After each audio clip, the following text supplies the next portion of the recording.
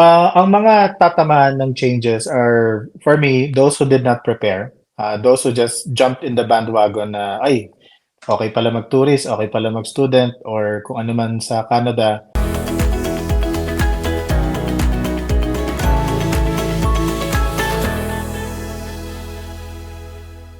Hey guys, you're in a nutshell with me, Ina. Nako, bago na namang mga restrictions, tighter measures again for, ano ba, sa international student pathway, work permits, etc. O sige, yan po ang ating pag-uusapan for this episode. Of course, naku, buti na lang nagkaroon siya ng time kahit biglaan natin siyang in-invite. Isa po nga registered immigration consultant and one half ng Suncor, si Kuya Mikmik, aka Michael Corrales. Hello, Kuya Mikmik. Hello po, Miss Ina, and to the rest of your viewers, magandang gabi po. Hello po. Yeah, okay. What did you think? Ano lang muna general thoughts mo, Kuya Mikmik, dun sa mga... Ang dami, no? Ang daming mga changes na naman in-announce kanina. Bago natin sila isa-isahin. So, ang dami ng changes. This shows how dynamic immigration is. I think other countries are also doing the same. They are making changes. Number one, to protect its people. Number two, to protect the integrity of their immigration systems. Because sabi nga ni Minister, there are actors taking advantage of the programs that are created and the policies. Kaya po, naturally, maganda makita. It's a good way to appreciate the government na ang bilis din nila mag-react. Or reactive to begin with. Reactive sila with what's happening around the Some would say too late, no? Yung mga locals sabihin nila too late. Oh yes. Pero ang ganda rin ng sinabi ni Miss Ina ni Minister. Of course, there's one side who hates people coming in, but then there's also one side who supports it. Maganda rin yung sinabi niya, to the credit of immigrants, na we were spared 2 recessions if it weren't for the immigrants coming to Canada. So kumbaga, sa ating mga matagal na dito, minsan nag-iiba na yung pananaw na nakalimutan na nating bago dating din tayo dati. Pero dun sa mga bago rin, nakikita din nila yung improvement nung sa economy. Kasi if the viewers watch the video of the press conference, maganda yung first question na tinanong po ng reporter. What's your opinion about the low birth rate of Canadians? Oh yeah, kasi isa naman, I think that's one of the biggest factors why Canada is, doing a lot of immigration. Yes, kasi maganda rin yung sinabi ni Minister na sagot. If let's say all Canadians make babies now, 20 years from now pa siya pakikinabangan. So imagine in less than 10 years, there's I think binigay siyang number 100 or 400,000 workers who are retiring. So kung 10 years pa lang yung mga babies na nabuo, hindi pa sila working age. So talagang ma-stagnate yung economy. Kaya maganda yung sinabi ni ESDC tsaka ni Immigration na it's a balancing act where we have to protect the local employees and employers, but we also have to keep the economy going. So yun naman po. It was a healthy discussion. Yeah. Pero balik po dun sa mga measures, again, tinamaan na naman ang ating mga dear international students. To some extent, the workers, yung may mga asawa at common law partners po. Oo, sige. Alam mo, maganda actually yung Reels, TikTok to yata, no?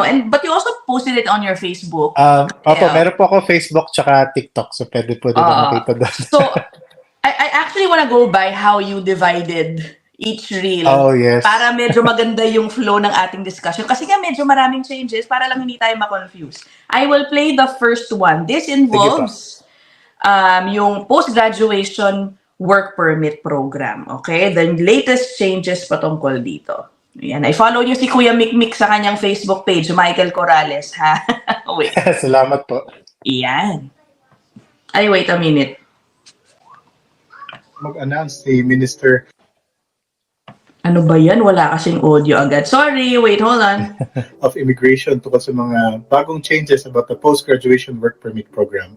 So, ang isa po sa pinaka-key changes natin, pag kayo po ay mag-a-apply ng PGWP on or after November 1, 2024, kailangan na po natin ng English test. So, yun po yung tinatawag na CLB. CLB Level 7 kung kayo ay graduate ng university, CLB Level 5 lamang kung kayo po ay graduate ng college. They were also hinting to expect changes pagdating po sa post-graduation work permit program. It might be linked dun sa mga long-term shortages na foreseen ng government. So abangan po natin ang further announcements nila tungkol dito. Ito po si Kuya Mikmik from Suncor. Please do follow us for more immigration updates. Ayan. O, tignan nyo. Hindi pa nagbabago ng jacket si Kuya. Oo nga, yung Kasi parisot ko kanina. Kasi kanina lang nga ito, very fresh. Yes, in a way, no? yes. Okay, una yung sa English test, Kuya Mikmik. This was non-existent before, this Oh, requirement. yes. Ano ba? So the main requirement before was evidence that you have completed your program and a valid study permit to apply for your PGWP. So yun yung parang basic elements dati. Katunayan na tayo ay nagtapos and katunayan na tayo ay may valid permit para po makasabit ng post-graduation work permit. Provided na PGWP eligible yung school ninyo. Now, the introduction of the Canada Language Benchmark, yung CLB na requirement. So ito po yung hindi pa po natin alam kung IELTS ba, CELPIP, or Okay. Pearson Test of English. Actually, I'm curious to know also academic ba or general na English Oh, test may ganun ang pa. kailangan Okay. nila. Yeah, yeah. Kasi po ang English test na hati sa dalawa, academic tsaka general. For PR purposes, yung general po ang ginagamit natin. Okay. So bakit nagkaroon ng English test? It came to us surprise kasi sabi ko, hala, graduate na nga, may English test pa. And true enough, ito yung mga common comments ng mga tao sa Reels ko, sa TikTok ko, sabi nila, parang quote and unquote, it's stupid because you already graduated in an English-speaking school. Oy, pero alam mo, magugulat kayo. I also have, sige na nga, sorry Kuya Mikmik. Yes, tama po. Continue. Actually, para Miss Ina, alam ko rin yung patukoy na sasabihin ninyo. Meron po talagang gumagraduate din na you'd be surprised paano graduate. So, Exactly. bato-bato sa langit na lang. Pero the reason behind, of course, nung in-announce ito kanina, sabi po nila, Canada wants to get the best candidates and being able to communicate properly in one of the two official languages of Canada is a good sign that they would integrate very well. So, Yeah. alam naman ng mga nasa Canada ano yung pinapatukoy na Oo. issue Ay, naku po. dito. Kasi nga po, magulat tayo, there's a huge wave of people pero nahirapan mag-integrate kasi may language barrier and a lot of the locals are saying, paano nakaaral to kung hindi makaintindi ng English, for Oo. example. And communication, of course, is very important in almost all of your daily life Correct. scenarios. So, mahirap magtrabaho kung Tama. hindi ka maka-English, Correct. mahirap mag-integrate sa community. So, But- siguro ang tanong dito, agree ba ang taong bayan na may English test or hindi? Kasi Oo. nga po, it's an extra requirement. Correct. Sabi nga ni Kuya Mikmik, you will be surprised because it really does happen. Maso-surprise ka talaga na paano nakagraduate to? Tapos alam mo yun, tapos na. Tapos hindi mo nga maintindihan kung paano magsalita. Sa totoo lang, they try to speak a little English but it's really hard Yes. to understand. And I'm happy to point out, no, ang mga Pilipino, in a way, malayo tayo sa kanila. Alam mo, the whole world Magaling ang knows that Pilipino. Magaling ang good Pilipino. English speakers. But, Yes. Kuya Mikmik, meron, kasi ito, for university graduates, dapat 7 yung score. Yes Parang po. ganun, di ba? Apo. College graduates, 5. Mahirap ba yon? Mahirap bang ma-attain yun? Kahit na sabihin natin we are good English speakers, halimbawa, alam ko yung mga kababayan natin, let's say caregivers, di ba, some of them are having a hard time passing their English exams. If 4 or 5 lang po yata yung required sa kanila na score. So, ano po ito yung English test kasi, for those who are new to the world of Canadian immigration, nahati po ito sa 4. Speaking, listening, reading, and writing test. So, yun yung 4 na factors or elements na itetest sa English test. Tapos yung levelings, may mga bracket po sila ng score. Yung level 5 po kasi, to give you an idea, ang caregivers po, yung bagong pathway, level 4 lamang. Oh, 4, okay. So if we were to profile a caregiver, for example, na yun talaga yung naging work, hindi nakapagtapos ng bachelor's, for example, diretso sa caregiving program, may chance kasi nga po level 4. So level 5, I think level 5 is fair for a college or diploma program. Kasi po ang college pwede itong postgraduate or diploma programs ang makuha nila on a collegiate level. So, tsaka 2 taon po kasi silang, 1 to 2 years silang papasok, English yung ituturo, English yung exam, English yung environment. So, level 5 is very reasonable. Okay. On a university naman, kasi kadalasan po sa university, there are more stringent requirements. Sometimes there's IELTS in place or English Okay. test requirement to be accepted in a program. So yung level 7, kumbaga sa atin, paano ba yun? Working proficiency, siguro. Alright. Yung mabubuhay ka, makakatrabaho ka with that level of English. Hindi, yung level, kung 9 po yata yung pinakamataas or 10, yun yung parang native speaker na.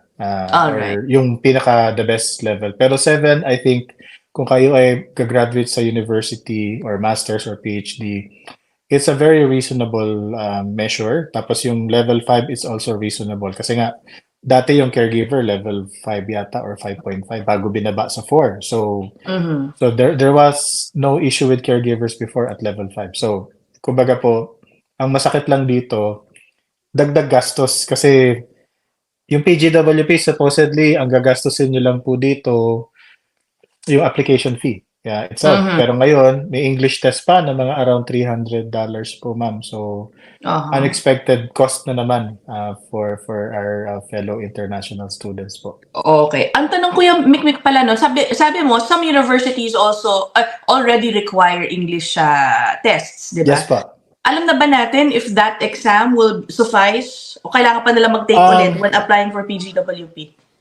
I'm assuming they would require a valid English test. Ang mga English tests po kasi, it's valid for 2 years. So kung kayo po ay nag-aral ng 2-year program, most likely expired na ito. Or kung nag-apply kayo kahit 1-year program, nag-exam kayo even before your school started. So there's a bigger chance of you retaking the test even if you've done in the past. Alright. Like ko na lang sinasabi po sa mga affected nito, I always tell them, it's a good reality check para malaman din ano na yung level of English nyo at that point. Kasi po, ang Pilipino, palibhasa, English speaker tayo, we're one of the recognized countries na hindi ganun kahigpit yung English requirement for getting the letter of acceptance. Pero, so yung iba, na-overconfident, tapos pag-graduate na, naka-work na, saka mag-i-English test, saka nila ma-discover na, ay, hindi pala madali. Or I wasn't as good as I thought I was. Parang gano'n. Yeah. So, siguro magandang wake-up call lang din ito. The annoying part is the extra cost, pero it also gives a preview of how important it is to know the language and moving forward, improve it with the remaining balance of your legal stay in Canada. Yeah. And also good preparation for a PR application kasi I think kay requirement din siya, right? Oo. Yes. So, in a perfect world, nag-English test ka ngayon, nag-apply ka PGWP, naka-work ka ng 1 year, possible na buhay pa yung English test mo by the time you apply for PR. So, pwede, with proper planning, pwede naman din siya. Pero yun nga, it's sad to know may extra cost, pero once you call Canada your home, you might also be on the other side na, ay, dapat ganito para yung mga dumadating ganito. Baka, you might also find yourself on that fence naman. Okay. O sige, ito namang isa pa. I will put in by the way, syempre, ang basehan natin dyan, yung government website ng Canada, lahat ng usapan natin dito. Now, another new announcement patungkol sa PGWP. Nako, hindi ito. Hold on. Keyword ko kasi yung shortage. But, ayan. Okay, ito, this one. So PGWP, graduates from programs at public colleges will remain eligible for PGWP of up to 3 years if they graduate from a field of study linked to occupations in long-term shortage. Nabanggit mo rin yan, Kuya Mikmik, dun sa video mo Yes. kanina. So, Okay, what does this mean? kung naalala ng taong bayan, there was a circulating survey before that was also causing panic to everyone na, hala, wala na yatang PGWP, paano na? I think the consensus in that survey na umiikot by the public was magkakaroon ng 1-year PGWP and then ma-extend via Lamia. Or in this case, yung nakasulat sa announcement po kanina, yung up to 3 years would be dun sa mga linked to the shortlisted or foreseen shortlisted jobs. So hindi natin ngayon alam ano yung shortlisted jobs in the future. Ito yung kahit kami po, ito yung inaabangan namin kasi of course people want to realign their plans with the immigration goals. Ang post-graduation work permit po kasi, Miss Ina, it gives you the freedom to work in any industry. You're not tied to your line of education. Unless they change that, then that becomes a different story altogether. Which they are. But as it stands, kung ako po ay graduate ng, kunyari, graduate ako ng nursing and then I decided to become a cook, yung existing PGWP policies would let you do so. Sa kasalukuyan, this is what I'm also wanting to find out. Ibibigay ba nila yung 1 year tapos yung balancing 2 years pag nakahanap ng work kasama sa shortage? Yun yung gusto ko malaman. Ganun ba nila gagawin? Kasi it wouldn't be fair kung bigla lang na sinabing wala ng PGWP. Paano naman yung mga nagbayad na ng matrikula, nag-aral and everything? So, normally with the government, when they announce something, it's normally moving forward. So, hindi affected yung mga nasa loob na. That's what we noticed. Except yung mga exceptions ng, for example, yung mga nagbigay ng mga open work permits for people with expired permits during the pandemic or affected by the pandemic, yun iba, paatras for the benefit of those na naunang tinamaan. But this time around, that's what we want to know. Immigration is always playful with later in the year, in the coming weeks, in the coming days. So abang-abang po tayo because at this point, we could only speculate and pray for the best, lalo na yung mga nasa loob ng pag-graduate. For now, what's clear according dito sa site is yung English exam will be required for those applying for PGWP starting November 1, 2024.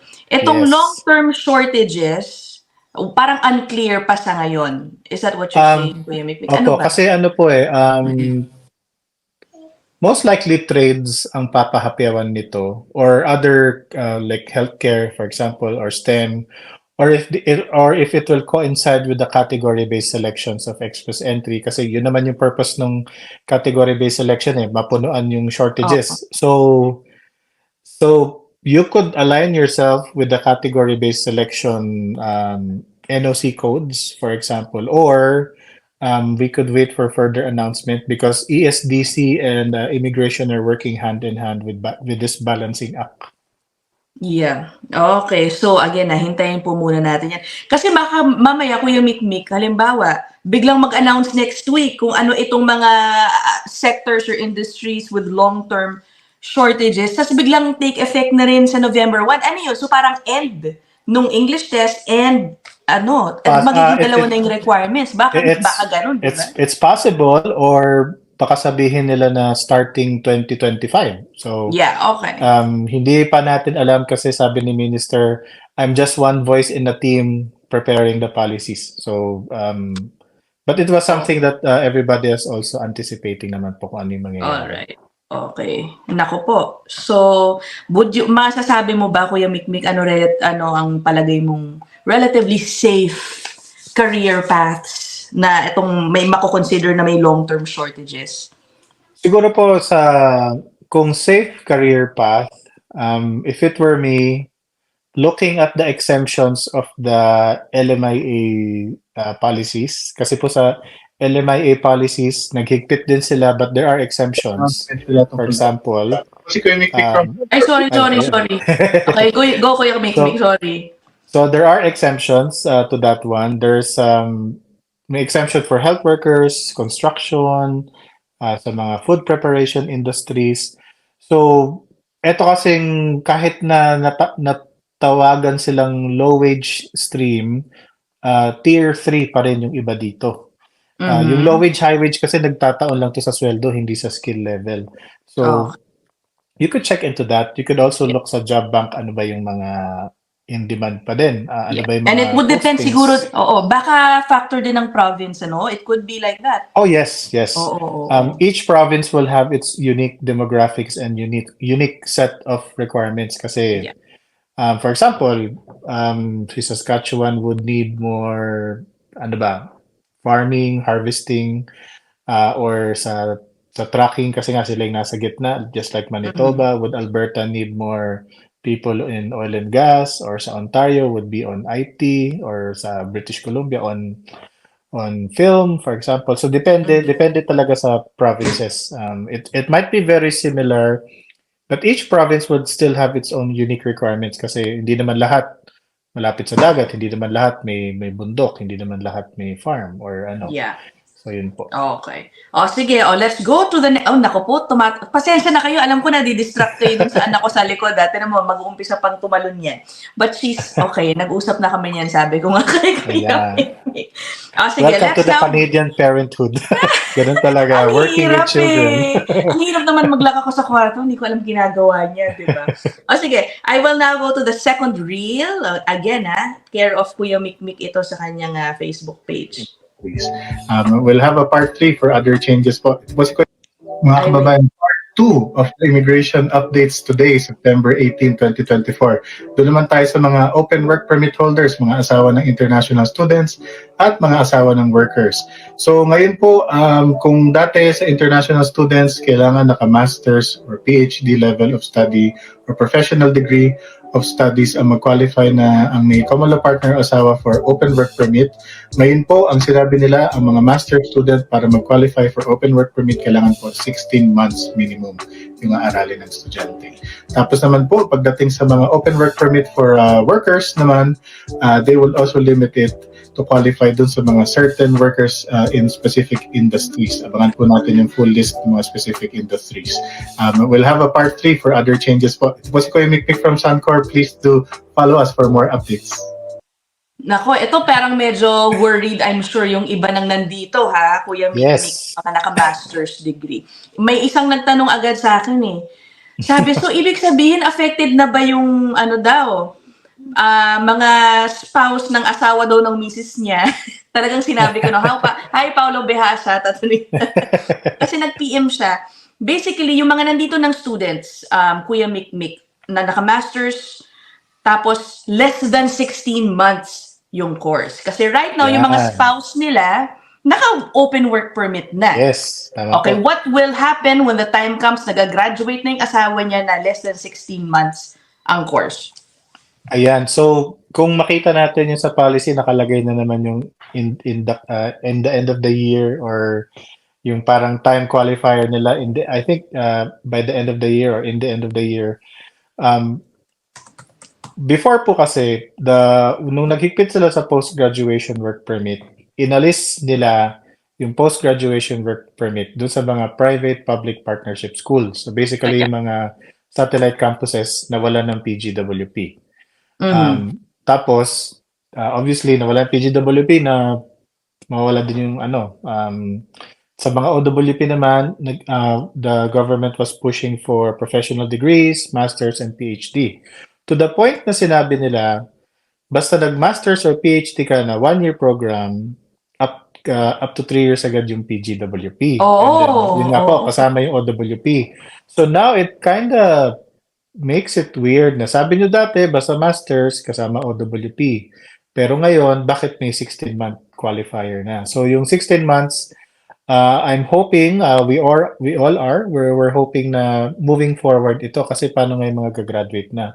Kasi po yung 1-year program na masters, tsaka 2-year program na masters, On the CRS, magkatimbang sila. Same set of Okay. points. On the PGWP, supposedly magkatimbang din. Pero bakit biglang yung OWP nagka-factor na? Dati naman hindi. Pero hindi na din naman po ganun kadami yung, if I recall, yung mga 1 year na master's program. Mas madalas po pa rin yata mga 2 years when I was looking around. Sinabi na ba, Kuya Mikmik, when this takes effect? No, it just says in the coming I think ang word na ginamit nila in the end of the year or in the coming, kasi po normally if there is ayun pala, later this year, yun po yung ginamit nila. Yun, later this year, correct. So Yeah, again, later this year. yung sinasabi ni Kuya Mikmik na moving forward, hintayin muna tayo again. Hintay muna tayo kasi talagang explanation. Okay. talagang kumbaga yung press con kasi kanina was just an announcement. Normally the details would come a few days after. Alright.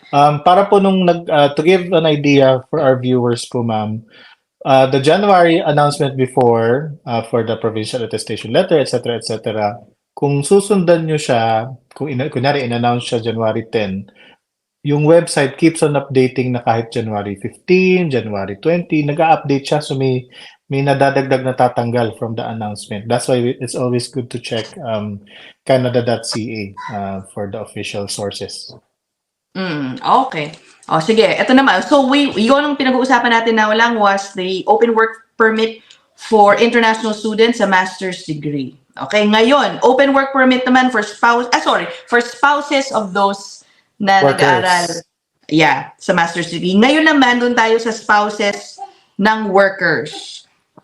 So, ngayon, wala pa rin tong effective date na only those in qualified in specific industries basically ang pagbibigyan ng open work permit. Nako po, ang dami rin maapektuhan nito, Kuya Mikmik, dahil ang daming mga naka-temporary status ngayon na dala ng asawa nila na naka-open work. Marami pong mga workers na, for example, yung international student yung talagang tinamaan, pero yung workers din po tinamaan. Una-una, yung LAMIA umigsi, yung validity from 1 year naging 6 months. Yung duration ng work from 2 years naging 1 year. Tapos, humigpit din sila. Tapos ngayon, pati yung mga asawa ng workers, tatamaan na rin. So, based on sa announcement po, again, nakalagay, later this year, ang sinabi nila, professional occupations tsaka sectors with labor shortages, yun pa rin yung papaboran. So, hindi natin alam ano ba yung sinasabi nilang professional sectors. Ito ba yung mga IT, engineering, or ano ba yung mga labor shortages? Ito ba yung construction, for example, or kasi kahit ang butcher, labor shortage din siya. So, mahirap masabi kung we need to get the list or they need to announce which are the NOCs, kumbaga yung National Occupational Classification Codes. Alin sa mga NOCs na job yung exempted kung i-implement nga po nila. I think what makes this more difficult dito sa kaso ng mga workers is kasi marami sa kanila naka-closed work permit. Yes. Unlike international students, halimbawa sakali man, pwede sila mag-shift ng course midway if they wanna insist on, staying for the long term. Pero ang workers, paano yun? What do you foresee happening here, Kuya Mikmik? Marami ba tayong mga pumasok na mga nakalamiya basically na palagay mo medyo hindi pasok sa long-term shortage may mga mangilan-ngilan po kasing LMIA, for example, bookkeeper. So nakalamihan ng bookkeeper. Ang problema kasi doon, bookkeeper ka, kasi hindi na pala, may surplus na ng bookkeeper ang Canada. So sobra na ng labor sa demand. Now, kung hindi mag-qualify ang job mo, I'm trying to imagine is how hard is it for a bookkeeper to jump to, let's say, a carpentry job and get an LMIA. Kasi kung office environment ka, tapos bigla ka napunta sa construction, medyo iba yung skill set na kailangan. So that, kasi po yung LMIA is one thing, approval from the immigration that you actually qualify doing that work Yeah. is another. So, ito yung sinasabi nilang immigration and ESDC work in tandem. Ma-approve nga sa LAMIA, may check and balance naman sa immigration kung qualified talaga yung worker. So, tama po kayo, in my opinion, na there's flexibility for PGWP and OWP holders. But there's more restriction dun sa mga naka-close work permit kasi nga po close. So it's more restricting for them. So karamihan po dito kasi napangakuan na work ka muna tapos kunin mo pasunod yung asawa mo or anak mo. So dun ngayon biglang how would you tell that person na yung trabaho mo hindi na qualified for OWP? Correct. Again, abangan natin kung ano itong mga trabaho na ito na makukonsider pa rin for an open work permit yung asawa ng isang temporary foreign worker. Ay, naku, ang dami pang kailangan abangan. No? Of course, yung Real Free, medyo, ano naman to, I guess. It's more of those about to come to Canada naman po. Yes. Okay, hold on. Ito naman. Patungkol sa pagbabawas pa rin ng bilang sa mga parating na international students. Ay, sa mga Naku po, ito. Naku, na-play ko na naman, no, kainis. So, okay. Part 3, mga kababayan ng immigration updates ngayong September 18, 2024. Pag-usapan naman natin yung mga international students na parating pa lang ng Canada. So for the school year of 2025 to 2026, kasama na po ang master's at PhD dun sa tinatawag na PAL requirement or provincial attestation letter. Isa po ito sa mga requirements ngayon. Kung dati exempted sila, kasama na sila. There is also a further reduction of 10% sa international students. So kung for 2024 ang target ay 485,000, for 2025 parang 437, around that figure, 437,000 po ang target nila. So it's sabi nila 10% reduction. Tandaan po din natin, kung kayo po ay may asawa or common law partner, for the open work permit to qualify, kailangan po at least 16 months po ang aaralin nyo on the master's level. Ayan po, yan po yung mga updates natin. Kung hindi nyo pa nakita yung part 1 at part 2, please do check it out and please do follow us for more immigration updates po. Ito po si Kuya Mikmik from Suncor. We'll see you soon.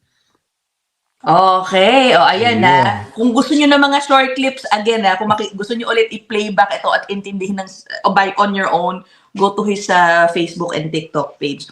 Okay, Kuya Mikmik, so what does that mean? Una, yung sinasabing kasama na rin yung master's and PhD courses doon sa attestation letter requirement. Yes. Kasi dati, ibig mo sabihin, unlimited, kahit ilan nung pwedeng tanggapin for masters. So, during the announcement of nung early this year, I think it was January, when they said they will reduce the international student, malaki. So, nagkaroon ng cap. Ibig sabihin po sa cap, may allocations per province, and then the provinces would have their own discrepancy how they would distribute the provincial attestation letters or the slots for each school. Immune sa requirement na ito sa provincial attestation letter yung mga masters and PhD programs. Because I felt siguro ito yung pinupush ni government dati. Kasi dati puro diploma, ngayon gusto naman nila yung mga dadating higher education yung tina-target. Yeah. So, right now, I think 12% ang allocated na cap for masters and may 12% na figure na binanggit si Minister. I'm just not sure if it's the 12% of the cap would go to the masters and PhD. Pero yung provincial attestation letter po kasi, ang purpose ng PAL or provincial attestation letter is para po siyang check and balance kung yung LOA or letter of acceptance ay legit versus the ones. Kasi po dati, one of the issues in the past, a few years ago, may mga fake LOA na nakakalusot. So, ibig sabihin, hindi talaga legitimate na tanggap sa school, pero nakalusot. Hindi naman Pilipino gumagawa, pero may nangyayari daw. So the provincial attestation letter is a countermeasure na may nasa bilang ng slot ng school yung tatanggapin nila. Yeah. So now that the masters and the PhD programs are also part of the cap, may provincial attestation letter na rin sila for check and balance. Pero don't fear mga kababayan, school po ang gumagawa ng provincial attestation letter, hindi Okay. po yung student. So it's not an added burden on the student. It's just an extra administrative procedure for the institution po. Okay. Tapos, ayun na nga, babawasan din basically yung aaprobahang mga student Yes, permits for 2025. So that's a 10% 10% reduction. reduction. Oo, So from 400. malaki po yung 10% kasi Oo. we're talking about thousands and thousands of visas and permits to be approved. So um, ang mas kinakabahan ako actually, ano yung magiging announcement sa November 1 for the next 3 years of the immigration plan. Kasi po every 3 years ang planning at saka quota or target. So for 2023, it's for 2023, if I recall, it's 485. 2024 is 500. 2024 485. 2025 500,000. 2026 500,000 PRs. Yun yung parang quota natin. Oo. Now, so for 2027, 2028, 2029, ito yung aabangan natin na how would the picture of the next 3 years look like? Would Correct. Canada still be aggressive, or would they be restricting, just like what's happening I think Europe is also tightening. Yes, Australia, not just New Canada Zealand. talaga. Oh yeah, not just Canada, talaga pong humihigpit. Kasi nga nagkakaroon ng mga ang sabi nila, what was the term? It's not loopholes, pero there are opportunities para for bad elements to take advantage. Ito yung nangyayari. Kaya I guess, country is tightening up right now. Yeah. Tsaka yung November 1 announcement, basically, na inaabangan natin, dito na, ano ba ito na ng mga anak ko, nababother. Ako yung nadidistract eh. Ano tawag dito? Doon masasagot yung mga tanong tungkol sa PR. How it will affect applications for Yes. PR. Kasi marami na rin nag-worry. Kung magiging PR pa ba sila basically. Yes. Yeah, let's wait for that sa November 1. Okay, ano pa ba? Ako, siguro before we, end Kuya Mikmik, ang tanong pa dyan, what do you see will be the, overall impact of this in terms of people, Filipinos going home? Alam mo naman, ang daming nabahala sa mga reports, I think, the past 2 weeks. Yung headline, yung magkakaroon ng mass deportation, 70,000 mabade-deport na, yung mga ganon. Can you explain that for us? Anong nakikita mong impact with these new changes? Ang mga tatamaan ng changes are, for me, those who did not prepare. Those who just jumped in the bandwagon na, okay pala mag-tourist, okay pala mag-student, or kung ano man sa Canada. Yung sumabay lang sa uso tapos walang plano, obviously, sila yung mas unang tatamaan kasi kung walang plano, ano nga ba yung sabi? If you don't plan, you're actually planning to fail. Parang ganun. Mhm. So, they could be the first persons na tamaan. Sana naman hindi. Sana mahanapan ng lunas. Doon sa mga nasa loob ng Canada, ito yung mga nagtrabaho na or in some cases, nagpakawala na ng malaking pera para mag-aral. Sila yung mas the government should be more concerned about because these are the people who actually invested in Canada already. So, so how would this new changes affect people? It could affect those who are actually about to planning or actually about to go to Canada. Sila yung mga pwedeng umayaw na lamang, lose interest, or sila yung maghintay muna. But at the same time, in the interest of immigration and the point system, the older you get, the less points you have. So kung may balancing act yung immigration, may balancing act din yung mga tao. If it's the time, would they be affected by the changes? Or if they're affected, would they wait or do they make the sacrifices pansamantala? Yun naman po lagi kasi how much are you willing to sacrifice in the name of moving to another country for your kids, greener pasture, so to speak.